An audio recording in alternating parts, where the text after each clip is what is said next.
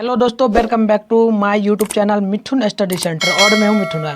तो दोस्तों, आज की वीडियो का थंबनेल देखकर आप लोग समझ गए होंगे कि क्या होने वाला है। जैसा कि आप सभी देख सकते हो, ब्रेकिंग न्यूज़ करके या जो है ना थंबनेल बनाया गया है, ठीक है, ब्रेकिंग न्यूज़ करके, तो ध्यान रखना। और यहाँ पे एक बात है बिहार बोर्ड के लिए, ठीक है, बिहार बोर्ड के लिए जो मॉडल पेपर जारी किया जाता है हर एक साल, और 2023 में भी जारी किया गया है। और न्यू पैटर्न क्या है तो वो आपको पता होगा कि जैसे कि पिछले साल 100 मिलता था, उसमें से 50 बनाना होता था, ठीक है। तो अब क्या हो रहा है कि ये साइंस और सोशल साइंस को छोड़कर हर सब्जेक्ट में आपको मिलेगा 60 प्रश्न, जिसमें आपको 50 बनाना होगा। और सोशल साइंस एंड साइंस में आपको मिलेगा टोटली 48 क्वेश्चन, यानी कि 48, जिसमें आपको टोटली बनाना होगा कितना, तो उसमें आपको बनाना होगा टोटली 40, ठीक है। तो ये पैटर्न है, आप समझ लिए। आप देखिए मॉडल पेपर ने जो जारी किया गया है, तो मैं मॉडल पेपर इस एक और ये सेकंड मॉडल पेपर है मैं जो अभी पढ़ाऊंगा आप लोगों को, और यह साइंस का है, ठीक है। याद रखना साइंस का है, और मैं एक मॉडल पेपर करवा चुका हूं। आप लोग यदि नहीं देखे तो वीडियो का लिंक आपको मिल जाएगा वीडियो को डिस्क्रिप्शन बॉक्स में, वहाँ पे जाके आप लोग देख लेना। तो हम लोग इस वीडियो में साइंस का मॉडल पेपर ना देखेंगे, जो कि 2023 के न्यू पैटर्न पर जो आधारित है, जो कि 50% प्रश्न आपके बोर्ड एग्जाम में इसी मॉडल पेपर से मिलेगा, ठीक है। याद रखना, इस में जितना भी मॉडल पेपर करवा रहा हूँ ना, आप लोग ध्यान से देखते जाना, पूरा का पूरा एग्जाम में डलेगा, ठीक है। तो चलिए 40 प्रश्न यहाँ पे आप लोगों को बनाना होगा। हम टोटली एक मॉडल पेपर रहे हैं, जिसमें आप लोगों को सही प्रश्न चूज करना है, यानी कि चूज द करेक्ट ऑप्शन, ठीक है। 40 में आप लोग यहाँ पे देखो, मैं 48 प्रश्न आपको अभी बताऊंगा। आप यदि 40 भी प्रश्न का आंसर देते हो ना, तो आपकी तैयारी बहुत अच्छी है, ठीक है। तो चलिए पढ़िए प्रश्न को, आप लोग देखिएगा। प्रश्न कहता है हमारा एकदम सिंपल है, ठीक है। हम ध्यान से आपको समझाएंगे, समझने का आप लोग कोशिश करना, वही काफ़ी होगा आप लोगों के लिए, ठीक है। तो चलिए ध्यान से आप लोग समझे, और वीडियो को लाइक अभी तक नहीं किया तो वीडियो को लाइक करके चैनल को सब्सक्राइब आप लोग जरूर कर लें, ठीक है। तो चलिए पहली प्रश्न हमारी बोलती है 6CO2 क्या है, open interval G plus 6H2OO आई इंटरवल। तो इसका जब हम लोग सूर्य का प्रकाश और क्लोरोफिल में जब हम इसका क्या कर रहे हैं, इसमें हम लोग रासायनिक कर रहे हैं, तो ये हमारा बन के क्या आ रहा है, तो बन के आ रहा है 6H बड़ा O6 और AQ, ठीक है। Open interval AQ plus 6O2 open interval G। ये किस प्रकार की अभिक्रिया है, रासायनिक अभिक्रिया यहाँ पे हो रहा है, ठीक है। ये अभिक्रिया हो रहा है इनसे मिलके, यहाँ से अभिक्रिया हो रहा है। तो क्या ये अभिक्रिया जो बनाई किस प्रकार का अभिक्रिया है, ठीक है। तो याद रखिएगा आप लोग, ये अभिक्रिया हमारी होता है प्रकाश संश्लेषण। क्यों होगा तो समझ लो ना, कोई दिक्कत नहीं है, हमको समझा देते हैं। देखो यहाँ पे क्या हो रहा है, प्रकाश का सूर्य का प्रकाश से क्लोरोफिल जा रहा है, तो याद रखना सूर्य का प्रकाश से क्लोरोफिल जा रहा है, तो ये होगा प्रकाश संश्लेषण हमारे, यानी कि आप लोग सी नंबर नोट कर लेना, ठीक है। चलिए इंग्लिश वाले भी आप लोग ध्यान दीजिएगा, इंग्लिश मीडियम के जो बच्चे हैं वो भी देख लेना, एकदम सिंपल है। ये हमारी क्या बन रहा है, फोटोसिंथेसिस, यानी कि आप लोग सी नंबर नोट करना, ठीक है। आप चलिए अगली प्रश्न को हम लोग देखते जाना ध्यान से प्रश्न को।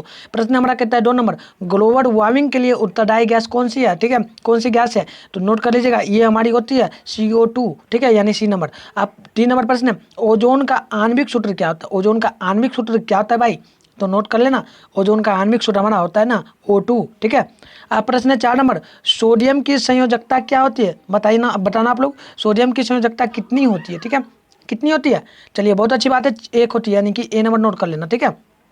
चलिए अगले प्रश्न को देखते हैं, ध्यान से आप लोग देखते जाना और कमेंट भी करो फास्ट में, ठीक है, कमेंट भी करो। 5 नंबर प्रश्न कहता है, कोई विलयन लाल लिटमस पत्र को नीला कर देता है तो इसका pH मान क्या होगा। सिंपल सी बात है, लाल लिटमस पत्र क्या करता है, नीला लाल लिटमस पत्र को भी कोई भी विलयन होगा जिसमें हम लोग लाल लिटमस पत्र डालते हैं तो वो नीला कर देता है, ठीक है, नीला कर देता है लिटमस पत्र को।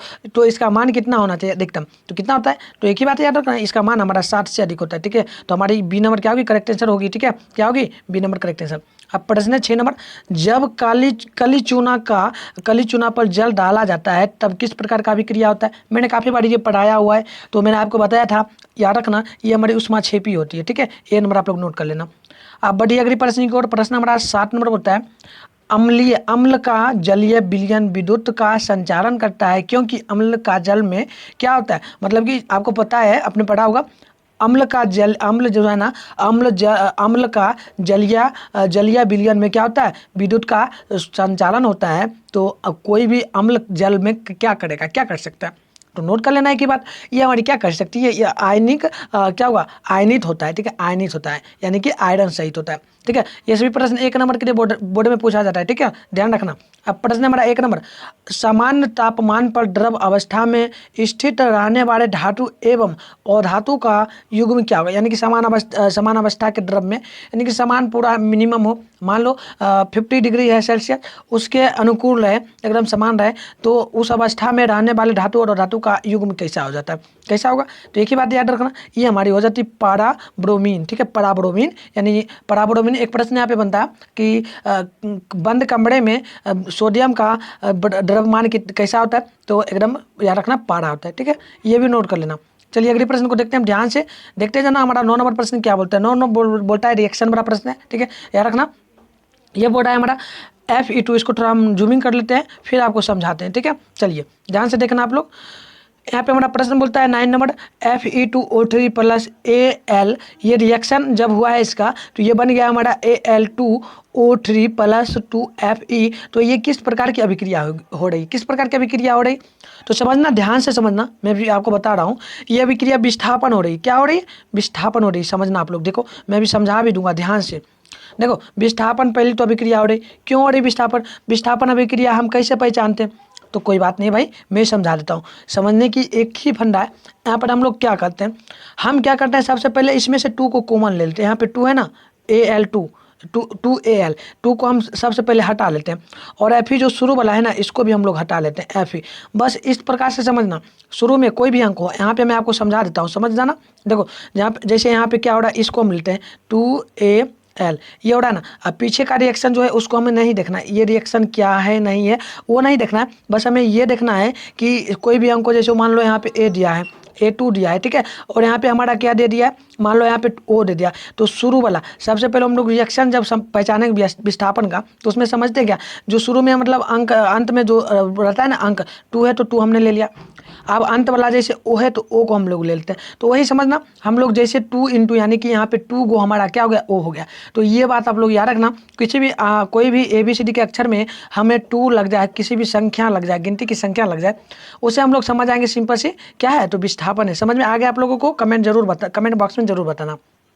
आप देखिएगा 10 नंबर प्रश्न कहता है, नाइट्रोजन के अणु में 2 परमाणु के बीच कितने आवन होते हैं। मैंने काफ़ी बार बताया, नाइट्रोजन के एक अणु में नाइट्रोजन के अणु में 2 परमाणुओं के बीच कितने आवन होते हैं, 2 परमाणुओं के बीच, ठीक है। नाइट्रोजन NO2 होता है, तो कितने परमाणु होते हैं, तो भाई काफ़ी बार तो बताया हुआ प्रश्न है ना, ये कितना होता है ना, 3 होता है। क्या याद रखना, 3 होता है, 10 का, एक ही बात नोट कर लेना। चलिए अगले प्रश्न को हम लोग देखते हैं। प्रश्न देखना एकदम इंपॉर्टेंट है, प्रश्न काफ़ी बार बोर्ड एग्जाम में पूछा जाता है, पूछता है एल्कीन का सामान्य सूत्र क्या होता है, एल्कीन का सामान्य सूत्र जो है ना क्या होता है, ठीक है। तो नोट करना, एल्कीन का सामान्य सूत्र हमारा यहाँ पे जो बनता है ना, वो बनता है CnH2n। देखिए मैं आपको बता देता हूँ, एल्केन, एल्काइन, एल्कीन, यहाँ 3 सूत्र आता है, ठीक है, इसमें 3 सूत्र आता है, और तीनों सूत्र में से एक सूत्र हर एक साल बोर्ड में पूछा जाता है, और मैं इस पर एक शॉर्ट वीडियो बना भी चुका हूँ, ठीक है, बना भी चुका हूँ, बहुत पहले मैंने बनाया था।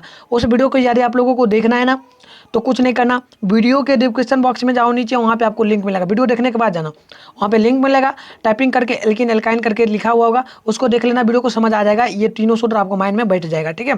तो याद रखना। आप चलिए अगले प्रश्न को देखते हैं हम लोग। 12 नंबर प्रश्न कहता है, कार्बन आधुनिक आवर्त सारणी के किस वर्ग का सदस्य, ठीक है, किस वर्ग का सदस्य होता है, तो एक ही बात नोट कर लेना, ये हमारा होता है 14वां वर्ग का, ठीक है, वर्ग 14 का। अब प्रश्न 13 नंबर, जिप्सम का रासायनिक सूत्र क्या है, जिप्सम का रासायनिक सूत्र क्या है, क्या होता है, तो कमेंट में करना आप लोग। ये होता है हमारा CaSO4 × 2H2O, ठीक है, तो नोट कर लेना B नंबर। आप चलिए अगले प्रश्न को देखते हैं। प्रश्न हमारा 14 नंबर बोलता है, अधिकतर धातुओं के ऑक्साइड क्या होते हैं, अधिकतर धातुओं के ऑक्साइड जो ना वो क्या होते हैं, नोट करना, ये हमारी होते हैं ये क्या होंगे, क्षारिया होंगे, ठीक है, क्या होगा, क्षारिया। अब प्रश्न कहता है 15 नंबर, निम्नांकित में कौन उपधातु है, उपधातु इनमें से क्या है, क्या हो सकता है, तो कमेंट करना आप लोग। चलिए बहुत अच्छी बात है, ये हमारा Sv होता है, ठीक है, यानी D नंबर नोट कर लेना। आप चलिए अगले प्रश्न को देखते हैं। प्रश्न हमारा 16 नंबर क्या बोलता है, आवर्त सारणी में सबसे अधिक विद्युत ऋणात्मक तत्व का नाम क्या है, क्या नाम होता है, ठीक है, आवर्त सारणी में सबसे अधिक जो विद्युत ऋणात्मक का मान जो होता है वह क्या होता है, तो 16 नंबर का नोट कर लेना आप लोग, ये हमारा होता है फ्लोरीन, क्या होगा, फ्लोरीन नोट करना, ठीक है। चलिए अगले प्रश्न को हम लोग देख लेते हैं। 16 नंबर का मैंने आपको बताया ना। चलो 17 नंबर कहता है हमारा, 1 बिलियन नीले लिटमस पटर को लाल कर देता है, तो इसका pH मान क्या होगा, अरे मैंने अभी तो बताया था, इसका pH मान कितना होता है, 7 से अधिक होता है। तो यहाँ पे अधिक उदिक नहीं दिया है, तो हमें नहीं देखना है, हमें अधिक उदिक नहीं दिया है ना, तो क्या नोट करना है, यहाँ पे हमें नोट करना है 4, क्या नोट कर लेना है ना, 4। चलिए अगले प्रश्न को देखते हैं, ध्यान से देखना। प्रश्न हमारा बोलता है 18 नंबर, प्रश्न कहता है एक अभिसारी किरण पुंज समतल दर्पण पर आपतित होती है तो परिवर्तित किरण पुंज क्या होगा, क्या हो सकता है? तो नोट कर लेना एक ही बात, ये हमारी अभिसारी हो जाती है, ठीक है, अभिसारी। चलिए अगले प्रश्न को देखते हैं, ध्यान से देखना। प्रश्न कहता है चुंबकीय फलक्स का ऐसा मात्रक क्या होता है? चुंबकीय फलक्स का ऐसा मात्रक जो ना क्या होता है? तो ये हमारा होता है वेबर, ठीक है, वेबर, यानी ये नंबर नोट करना। आप प्रश्न 20 नंबर, विभक्त वलय प्रयुक्त होता है, विभक्त वलय जो है ना प्रयुक्त किसमें होता है? तो 20 का नोट कर लेना, ये मोटर में प्रयुक्त होता है, यानी ए नंबर नोट कर लेना। चलिए अगले प्रश्न को देखने, ध्यान से देखते जाना आप लोग, एक एक प्रश्न को सभी प्रश्न बोर्ड एग्जाम में पूछेगा, ठीक है, एकदम निश्चित रूप से पूछेगा। प्रश्न कहता है 21, पवन विद्युत जनरेटर में पवन की चाल कम से कम कितनी होनी चाहिए? पवन विद्युत का मतलब क्या है? आपने देखा होगा पवन विद्युत जब पानी चलता है ना, तो वो जिससे पाइप से पानी निकलता है उससे ही हम लोग पवन विद्युत भी कहते हैं, ठीक है, जनरेटर कहते हैं। तो उसमें कम से कम कितना मान होना चाहिए, कितना मान होना चाहिए? तो एक ही बात नोट कर लेना 21 का, इसका मान अधिक से अधिक हम लोग 15 kg प्रति घंटा हम लोग रख सकते हैं, 15 किलोमीटर प्रति घंटा की रफ्तार से हम चला सकते हैं। आप प्रश्न 22 नंबर, लघु पतन के समय परिपथ का प्रतिरोध क्या हो जाता है? तो याद आप लोग रखना, ये हमारा बहुत कम हो जाता है, ठीक है, बहुत कम हो जाता है, नोट कर लेना। चलिए अगले प्रश्न को देखते हैं, प्रश्न देखना, समझने लायक प्रश्न है ये। प्रश्न नंबर 23 नंबर कहता है चित्र में ए भारण है तथा बी, याद रखना ए इसमें भारण है तथा ए बी सी संयोजक है, ठीक है, ए बी सी जो है ना, देखिए ये ए भारण हो गया और ये बी सी क्या है, यहाँ से लेके बी सी जो है ना, ये हमारा क्या हो जाता है? ये हमारा हो जाता है संयोजन हो गया, ठीक है, समांतर जिसे हम लोग कहते हैं संयोजक। तो हमें यहाँ क्या करना है, जब विद्युत का स्रोत एस परिपथ पूरा करने में के लिए जोड़ा जाएगा, मतलब ये एस जो है ना विद्युत पूरा करने के लिए, ये पूरा घुमाकर, ये पूरा जब हम घुमा के इसको पूरा करने के लिए जोड़ेंगे एस, तब लघुपतन का के लिए उत्तरदायी क्या हो सकता है? क्या हो सकता है लघुपतन के लिए उत्तरदायी इनमें से क्या हो सकता है? तो भाई नोट करना एक ही बात, ये हमारी बी होगी, क्या होगी? बी होगी। समझना, क्या समझना, देखो समझा देता हूँ। मतलब यहाँ से कहा जा रहा है कि ए परिपथ है, यहाँ से हम लोग क्या करेंगे, जब यहाँ हम लोग ए है ना, ए हमारा हो गया भारण और ए बी सी हो गया संयोजन, हम लोग ए से चलेंगे, यहाँ से चलेंगे, चलते चलते यहाँ से सबसे पहले बढ़ेंगे तो बी के यहाँ पहुँचे, बी के बाद ही हम लोग जाएंगे, तो यहाँ से हम लोग क्या जा सकते हैं? बी के बाद ही हम लोग जा सकते हैं सी पर, सी पे आए, फिर हम यहाँ से यहाँ कर चलेंगे, चलते चलते फिर यहाँ से फिर जाएंगे, यहाँ से ए पर पहुँचेंगे, मतलब कि हम सबसे पहले बी के यहाँ पहुँचेंगे, वही कहना है। तो बी नंबर नोट करना, ठीक है, समझ लेना, ये समझ लेना पड़ा, तो ये पूछा जाता है बोर्ड एग्जाम में, निश्चित रूप से रहता है बोर्ड एग्जाम में हर एक साल, ठीक है। तो चलिए 24 का हम लोग देख लेते हैं। प्रश्न नंबर क्या कहता है, ध्यान से सुनना, काफ़ी इंपॉर्टेंट होता है। कहता है वोल्टता V2 पर शक्ति P1 का प्रतिरोधक वोल्टता V2 पर शक्ति प्रतिरोधक बढ़ता, मतलब V1 पर प्रतिरोधक क्षमता जो है ना P1 है, वहीं V2 पर करें तो P2 है, तो प्रतिरोधक की श्रेणी में जोड़ा गया है, तो समतुल्य प्रतिरोध का मान क्या होगा? मतलब कि समतुल्य प्रतिरोध का सूत्र क्या होता है? इसका सूत्र क्या होता है? समतुल्य प्रतिरोध का जो है ना सूत्र क्या होता है? क्या होता है? कमेंट करना आप लोग, यदि आप लोगों को पता हो तो कमेंट जरूर करना। चलिए बहुत अच्छी बात है, ये हमारी हो जाती है V² 1 बटे P1 प्लस हो जाता है V² 2 बटे P2, यानी कि हम लोग नोट करेंगे ए नंबर, ठीक है, काफ़ी इंपॉर्टेंट होता है प्रश्न। आप चलिए अगले प्रश्न को देखते हैं। प्रश्न नंबर 25 नंबर होता है, एकदम इंपॉर्टेंट है, इंपॉर्टेंट करके नोट करना। 25 नंबर कहता है 100 वोल्ट, ठीक है, 100 वाट के लिए 100 वाट चूँकि 220 वोल्ट के लिए वोल्ट के एक बल्ब के आड़े 100 वोल्ट यानी कि 100 विभवांतर आरोपित करने पर प्रवाहित विद्युत धारा क्या हो सकती है? जब हम लोग क्या करेंगे, हम करेंगे 100 वाट का, 100 वाट के वोल्ट पे हम लोग क्या कर सकते हैं, 100 वाट से लेके 220 वाट का जो वोल्ट होता है, बल्ब होता है, उसमें हम लोग धारा जो प्रोवाइड कर रहे हैं ना, धारा जो प्रोवाइड कर रहे हैं, नोट करना, हम वो धारा प्रोवाइड कर रहे हैं 100 वोल्ट का, ठीक है, कितना का? 100 वोल्ट का हम लोग प्रोवाइड कर रहे हैं धारा, तो इसका मान सिंपल से क्या होगा? तो एक ही बात नोट कर लेना आप लोग, 25 नंबर का प्रश्न का आंसर नोट करना, ये हमारी 25 बटे हो जाता है 121 एम्पियर, 25 बटे 121 एम्पियर, यानी बी नंबर नोट कर लेना।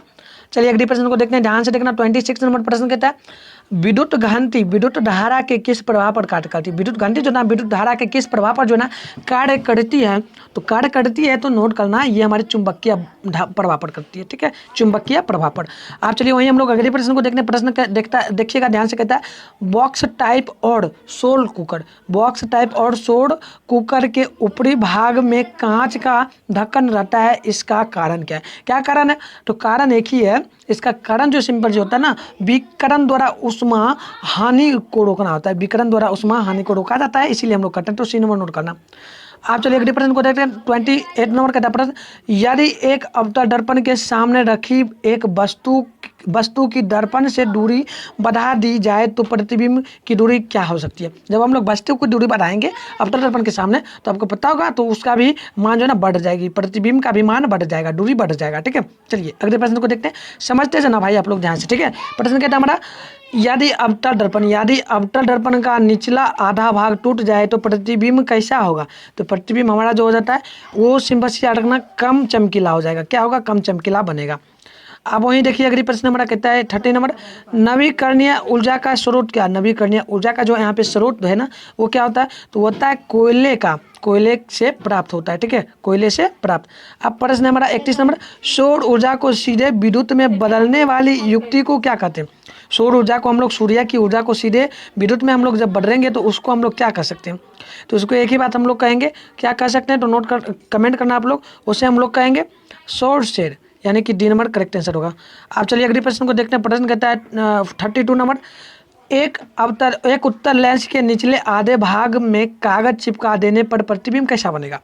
हम उत्तर लेंस ले लेंगे, उसमें आधे भाग पर क्या करेंगे, ये हमारा उत्तर लेंस से पूरा आईना आप लोग ले लेना, यहाँ नीचे इतना दूर में आप लोग कागज चिपका देना, तब प्रतिबिंब जो है ना कैसा बनेगा वो आप लोग रिएक्शन देखना। हो सके तो घर में ट्राई करना। ठीक है, ट्राई करना। ये हमारा हो जाता है ना, कैसा हो जाता है, तो ये कम चमकीला बनेगा। ठीक है, चमकेगा कम। चलिए अगले प्रश्न को देखते हैं। 33 कहता है हमारा प्रश्न, निम्नांकित में पुरुष रूढ़ भवन का उदाहरण क्या है। पुरुष रूढ़ भवन का उदाहरण क्या होता है निम्नांकित में, नोट कर लेना भाई आप लोग ध्यान से। ये हमारा हो जाता है हाइड्रा। ठीक है, क्या होगा, हाइड्रा। आज चलिए अगले प्रश्न कहता है हमारा 34, कौन सी गैस वैश्विक उष्मान के लिए उत्तरदायी। कौन सी गैस वैश्विक उष्मान के लिए जो है ना उत्तरदायी होता है। तो 34 का नोट करना, कार्बन डाइऑक्साइड, यानी ए नंबर। ठीक है ना, चलिए अगले प्रश्न को देखते चलते हैं, ध्यान से देखते जाना। अब अगली प्रश्न कहता है, पौधों में वाष्पीय भागों से जल के वाष्प के रूप में निष्कासन की क्रिया को हम लोग क्या कहते हैं। क्या कहते हैं भाई, ध्यान रखना, नोट कर लेना, काफ़ी इंपॉर्टेंट होता है बोर्ड एग्जाम के लिए। ये हमारा वाष्पो उत्सर्जन होता है। वाष्पो उत्सर्जन बोर्ड में एकदम पूछा जाता है, निश्चित रूप से नोट कर लेना। आप चलिए अगले प्रश्न को देखिए। कहता है हमारा वाष्प उत्सर्जन। ठीक है, नोट करना। कहता है प्रश्न हमारा सिंपल से है। ठीक है ना, कहता है प्रश्न, वाष्प उत्सर्जन क्रिया पाई जाती है किसमें पाई जाती है ना, ये पाई जाती है पौधों में, यानी ए नंबर नोट करना। आप चलिए अगले प्रश्न को देखते हैं ध्यान से। 37 कहता है हमारा, शरीर में भोजन का पचना किस प्रकार की अभिक्रिया होती है। तो ये बोर्ड एग्जाम में निश्चित रूप से रहता है प्रश्न, तो नोट करना, उपचयन की क्रिया के कारण ही हम लोग शरीर में भोजन को पचा पाते हैं। ठीक है, अब चलिए अगले प्रश्न कहता है हमारा, किसी जीव की जीनी संरचना क्या कहलाती है। किसी जीव की जीवी संरचना जो ना क्या कहलाती है। तो मैंने काफ़ी बार पढ़ाया हुआ है, जो बच्चे पढ़े होंगे उनको याद होगा। ये हमारा बोनोफाइट कहलाता है, बोनोटाइप। ठीक है, बोनोटाइप। चलिए अगले प्रश्न को देखते हैं, ध्यान से देखना, प्रश्न हमारा काफ़ी इंपॉर्टेंट है। लसिका का रंग कैसा होता है, लसिका का रंग जो है ना कैसा होता है। तो 39 नंबर प्रश्न का नोट करना, ये हल्का पीला होता है। क्या होता है, हल्का पीला होता है।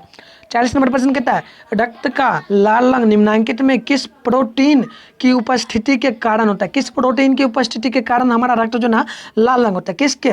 तो नोट करना एकदम निश्चित रूप से, ये पूछा जाता है हीमोग्लोबिन के कारण। नोट कर लेना, बोर्ड एग्जाम में निश्चित रूप से ये प्रश्न रहेगा। अब प्रश्न हमारा कहता है, सिलिका में निम्न में कौन सा अम्ल पाया जाता है। सिलिका में निम्न में से कौन सा अम्ल जो है ना पाया जाता है। नोट करना, एसिटिक अम्ल। क्या, एसिटिक अम्ल। ठीक है ना, चलिए अगले प्रश्न को हम लोग देखते हैं। 42 नंबर प्रश्न कहता है हमारा, एथेन का आणविक सूत्र जो है ना वो C2H6 है। ठीक है ना, C2H6 है। तो इसमें कार्बन परमाणुओं के बीच सहसंयोजक बंधनों की संख्या कितनी बन सकती है, कितनी बनेगी। तो नोट कर लेना ना, एकदम नोट कर लो ध्यान से, एक ही बनेगा। क्या बनेगा, एक बनेगा। अब प्रश्न कहता है 43, जस्ता की परमाणु संख्या कितनी होती है। जस्ता की परमाणु संख्या है ना जो वो कितनी होती है।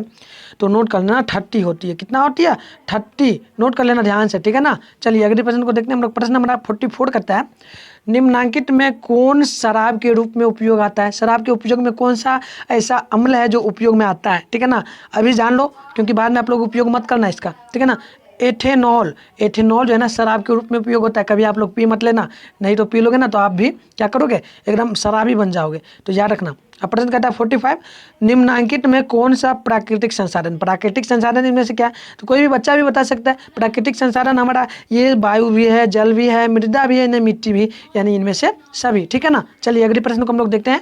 46 कहता है हमारा, संतरा में कौन सा अम्ल विद्यमान है रहता है, संतरा में कौन सा अम्ल विद्यमान रहता है, काफी इंपॉर्टेंट होता है। प्रश्न 46 नंबर नोट कर लेना, इसमें हमारा रहता है सिट्रिक अम्ल, ठीक है ना, सिट्रिक अम्ल। आप चलिए अगले प्रश्न को देखते हैं। प्रश्न कहता है हमारा, निम्नांकित में कौन सी धातु सर्वाधिक तन्य होती है, तन्य का मतलब एकदम मजबूत होता है, कौन सा होता है ना, कौन सा होता है, तो नोट कर लेना, ये हमारी होती है ना सोना, टन का मतलब बहुत मजबूत होता है, ठीक है ना, मतलब टन टन का आवाज भी होता है, वो भी याद रखना, ठीक है। चलिए तो हमारी यहीं तक प्रश्न है, 2 और प्रश्न है, उसको भी देख लेते हैं ध्यान से। अब प्रश्न हमारा बोलता है, प्रकृति में मुक्त अवस्था में पाई जाने वाली धातु का नाम क्या है, मतलब प्राकृतिक अवस्था में मतलब हमारे आसपास में जितनी भी, मतलब हमारे आसपास में जो अब अवस्था है, मुक्त अवस्था में जो धातुएं पाई जाती है उसका नाम क्या हो सकता है, तो एक ही बात नोट कर लेना 48 का, ये हमारी होती है ना, ये सोना है, सोना मुक्त अवस्था में पाई जाती है। अब चलिए लास्ट प्रश्न को हम लोग देख लेते हैं। प्रश्न नंबर 49 का आता है, आवर्त सारणी के किसी वर्ग के सभी तत्वों की संयोजकता क्या होती है, कैसी होती है, नोट कर लेना भाई लोग ध्यान से, ये हमारी होती है ना समान होती है, ठीक है ना। तो चलिए आज की क्लास आप लोगों को कैसा लगा, और मुझे आशा है मैंने अभी 49 प्रश्न आप लोगों को करवाया है इस वीडियो में, और आप लोगों ने कितना 49 में कितना आप लोगों ने सही जवाब दिया, ये आप लोग कमेंट बॉक्स में ज़रूर बताना। और अभी तक हमारे व्हाट्सएप ग्रुप में आप लोग ज्वाइन नहीं लिए हैं तो ग्रुप में हमारे ज़रूर आप लोग ज्वाइन ले लें। मैं आपको नंबर दे देता हूँ, ये हमारे नंबर है, ध्यान से देखना। प्रश्न नंबर हमारा ये है 60099698 इस पर कॉन्टैक्ट करके आप लोग व्हाट्सएप ग्रुप जरूर ज्वाइन ले लें। वहाँ पे आप लोगों को डेली क्लास होने के बाद नोट्स दिया जाता है, ये जरूर करना। और आप लोग चैनल को जरूर सब्सक्राइब करके बेल आइकन को ऑल पे प्रेस कर देना, और आपको एग्जाम टाइम में बहुत हेल्प किया जाएगा, ठीक है, बहुत ज़्यादा हेल्प आपको एग्जाम के समय में जो है ना किया जाएगा। तो आप लोग याद रखना और चैनल को सब्सक्राइब करके बेल आइकन को ऑल पे प्रेस कर देना, जिससे आपको नए वीडियो की नोटिफिकेशन हमेशा मिलता रहेगा। तो चलिए वीडियो को यहीं पे समाप्त करते हैं। वीडियो को जाते जाते लाइक कर देना, चैनल को सब्सक्राइब कर लेना, और एक प्यारा सा कमेंट करके आप लोग जरूर जाना, क्योंकि आपका कमेंट पढ़ने से मुझे बहुत मोटिवेट मिलता है। तो इतना काम जरूर करना। तो चलिए बाय बाय, मिलते हैं किसी और वीडियो के साथ।